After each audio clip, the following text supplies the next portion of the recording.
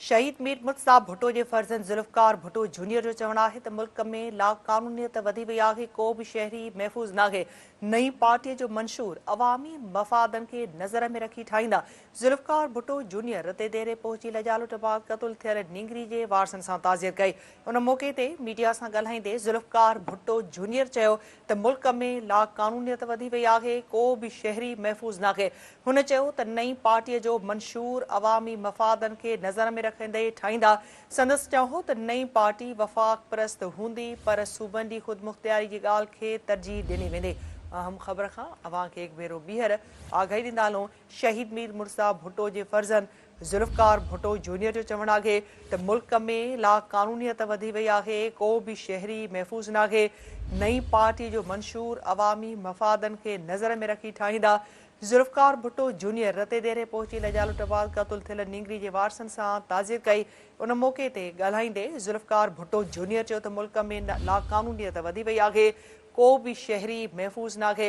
हुन चयो त नई पार्टी जो मंशूर अवामी मफ़ादन के नज़र में रखंदे ठाहींदा। संदसि चयो त नई पार्टी वफ़ाक़ परस्त हूंदी पर सूबनि जी ख़ुदमुख़्तियारी जी ॻाल्हि खे तरजीह ॾिनी वेंदी।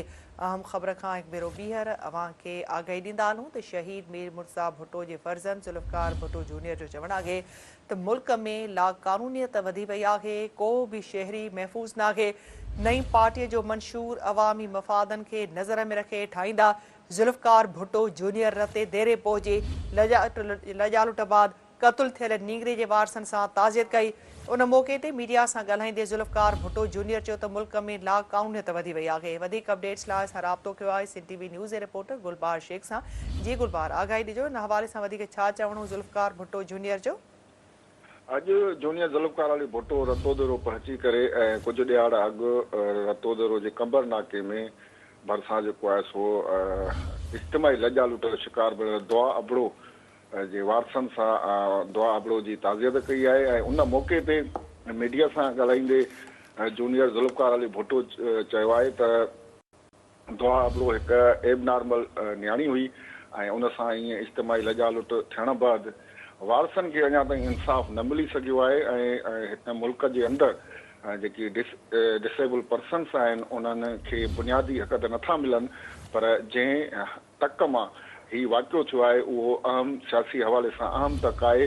ऐं उन तक में एॾी अनारकी थी ऐं हिकु न्याणी जेका एबनॉर्मल हुजे उन सां इज्तिमाही लॼालूट थिए ऐं वारस इंसाफ़ जे लाइ रोडनि ते हुजनि उन्हनि खे इंसाफ़ न मिली सघे। हीउ अहिड़ो हिकु वाक़ियो न आहे पर हिन मुल्क जे अंदरि हिन सिंध जे अंदरि जेका लाक़ानूनियत अनारकी ऐं बदमनीअ जी जेका बाहि भरियल आहे ऐं महांगाईअ सबबु जेको अवाम परेशान आहे त हिन में जेका हिन सूबे जे अंदरि सिंध जे अंदरि जेकी गवर्नेंस आहे उहा जेका सवालिया निशान आहे।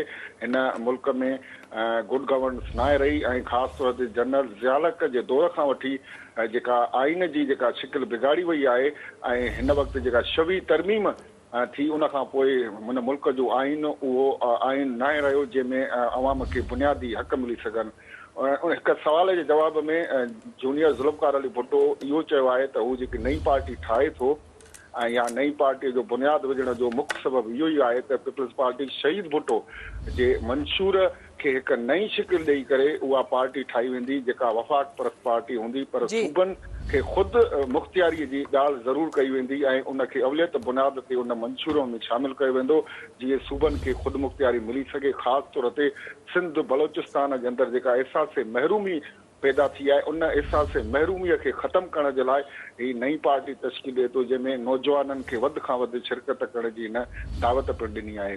ठीकु आहे गुलबार, अपडेट करण लाइ वॾी महिरबानी।